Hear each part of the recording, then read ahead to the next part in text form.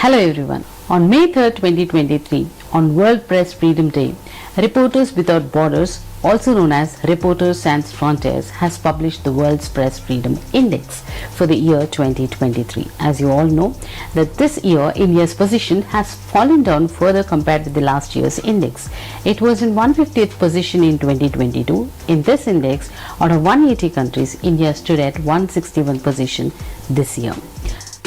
This is just above 19 places from the last place, which is occupied by North Korea, a country that is known for its worst dictatorship.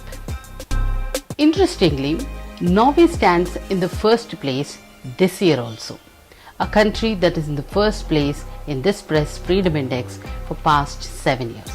Wow, what a record. Anita garu, self control అనేది ఉండాలి ఏదైనా programme చూసేటప్పుడు వాళ్ళకి అని అంటున్నారు. ఇప్పుడు ఒక చిన్నపిల్లడు ఉన్నాడు, నేను ఒక ఎగ్జాంపుల్తో చెప్తాను. చిన్నపిల్లడు తెలియకుండా ఒక కత్తి పట్టుకున్నాడు, వాడికి తెలీదు అది ఎలా వాడాలో. హీ మే హర్ట్ హిమ్సెల్ఫ్, ఆయన్ని హర్ట్ చేసుకోవచ్చు, లేదంటే ఎదురుగా ఉన్న వాళ్ళనైనా హర్ట్ చేయొచ్చు. As a mother or father మీరు ఏం చేస్తారు, ఒక దెబ్బ కొట్టి ఇది తప్పురా, దీనివల్ల నీకైనా ప్రమాదం లేదు ఎదుటి వాళ్ళకైనా ప్రమాదం అని చెప్తారు. సెన్సార్ అనేది అలాంటిది. వాళ్ళు సెలబ్రిటీస్ అని వాళ్ళు స్పెషల్గా చేర్లేసి ట్రీట్మెంట్లో ఏం మార్పులు ఉండవు, న్యాయం చట్టం అందరికి ఒకటే. కానీ మీరు అక్కడ కోల్పోయింది ఏంటి, ఒక వాల్యుబుల్ రెస్పెక్ట్ ఇట్లాంటి పనులు చేయడం వల్ల. సో ఫేక్ ఐడెంటిటీ కోసం ఎవరు ట్రై చేయొద్దు, అది ఎక్కువ రోజులు నిలబడదు. అయితే దీంట్లో మెయిన్గా నేను చెప్పేది ఏంటంటే, ఇలాంటి షోస్ మెంటల్ హెల్త్ని ఎఫెక్ట్ చేస్తాయి, ఖచ్చితంగా మెంటల్ హెల్త్ని ఎఫెక్ట్ చేస్తాయి. హీరో ఒక అమ్మాయిని ఏడిపిస్తే అది హీరోయిజం, అది హీరోయిజమా? రియాలిటీలో అది హీరోయిజమా? ఇప్పుడు మీ అమ్మాయి దాని మీద వెళ్తూ ఉంటే ఎవరైనా ఏడిపిస్తే మీరు వాడి హీరో అంటారా వెధవ అంటారా? ఆబ్వియస్లీ ఒక వెధవాన కూడా కొడతారు. కానీ అది సినిమాలో చూపిస్తే, సినిమాలో హీరో చేస్తే అది హీరోయిజం. అంటే మీరు పోర్ట్రేట్ చేస్తున్న విధానం అది ఉంది. పర్సనల్ లైఫ్లో అటాచ్ అయిన వ్యక్తులతో వీళ్ళ రిలేషన్ ఎలా ఉందనేది మీకు తెలీదు, నాకు తెలీదు.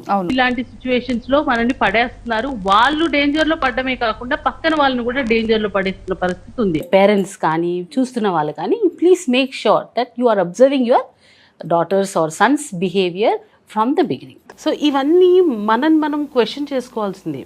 అక్కడ మీరు ఏం చేస్తున్నారు, ఏం మెసేజ్ ఇస్తున్నారు, ఆ వ్యక్తిని మీరు ఎందుకు అభిమానిస్తున్నారు? Love at first sight and divorce at first fight అన్నట్టు. సో ఇవన్నీ దృష్టిలో పెట్టుకొని కరెక్ట్గా ప్లాన్ చేసుకుంటే వాళ్ళ మ్యారీడ్ లైఫ్ బాగుంటుంది. ఎంత కష్టంలో ఉన్నా సాయం చేయడం మాత్రం వదిలేయద్దు. ఈ కశ్యపరాజు ఎంత ఇబ్బందులు పడ్డా కూడా ఆయన ప్రతి ఒక్కరికి సాయం చేసుకుంటూ వచ్చారు. మీకున్న ప్రతిభని ఎవ్వరూ దాచలేరు, అది ఎలా ఉన్నా పైకి వచ్చేస్తుంది. ఇన్ని నీతులు ఒక కథలో, అవును కదా, చూపిస్తే దాని ఇంపాక్ట్ ఉంటుంది అనేది కూడా మనం ఆలోచించుకొని చూపించాలి.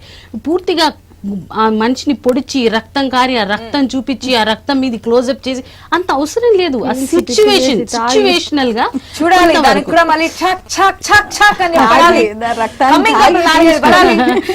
మీరు ఎవరితో పడితే వాళ్ళతో రిలేషన్షిప్స్ పెట్టుకొని, ఎంతమందితో పడితే వాళ్ళతో లివింగ్ రిలేషన్షిప్ అని పాశ్చాత్య పోకడనంతా తీసుకొచ్చి ఇక్కడ పెట్టి అందమైన భారత సంస్కృతిని పాడు చేస్తే, అది కామన్ అన్న పేరు పెట్టేస్తే నిజంగా కామన్ అయిపోతుంది. తినే ఫుడ్ని ఎంత నీట్గా క్లీన్ చేసుకొని తింటాము, డిసీజ్ రావద్దని చూసే కంటెంట్ కూడా అలాంటి క్లీన్ కంటెంట్ చూస్తే మీకు మెంటల్ హెల్త్ ఇష్యూస్. అభిమాని అంటే మనం అభిమానించిన వ్యక్తి ఇంకా ఎదగాలన్నట్టుగా చూడాలి తప్పించి ఇట్లాంటివన్నీ చేసి వాళ్ళని ఇబ్బంది పెట్టి వాళ్ళని మనం చూస్తే అరిచేలాగా, వాళ్ళు మనం చూస్తే వాళ్ళ సెక్యూరిటీ వాళ్ళు మనం తోసేసేలాగా, ఇది అభిమానం అనిపించుకోదండి, దాన్ని పిచ్చే అంటారు. ఈ విషయాలు నేను ఒక ఏజెన్సీని అప్రోచ్ అయితే నాకు ఆ ఏజెన్సీ ద్వారా తృప్తి అనేది ఉంటే నేను ఇంకో నలుగురికి చెప్తాను, అది మౌత్ పబ్లిసిటీ కింద కూడా వస్తుంది. ఫ్యూచర్ మీకు ఉంటుంది. ఎందుకంటే ఈ ప్రొఫెషన్లో ఎథిక్స్ ఇంపార్టెన్స్, మీ commitment towards the duty is important, and at the same time మీ ఆర్గనైజేషన్కి మీ వల్ల ఎలాంటి బెనిఫిట్ ఉందనేది కూడా ఇంకో ఇంపార్టెంట్ ఆస్పెక్ట్.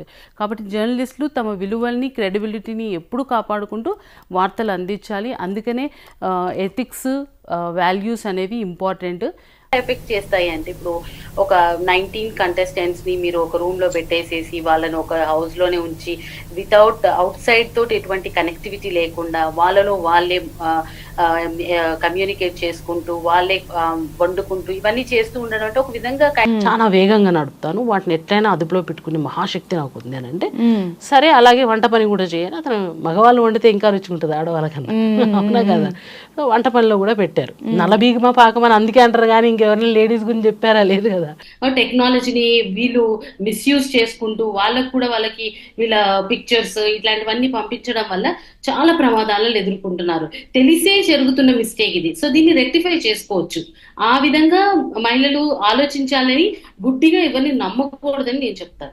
లైక్ ఖచ్చితంగా అనిత గారు మీరు చెప్పినట్టుగా So growing internally, realizing yourself what you are, why you have come here, what is that you should achieve in your life, and it is not only for yourself you live, you must live for others as well, and all these things together makes your life complete.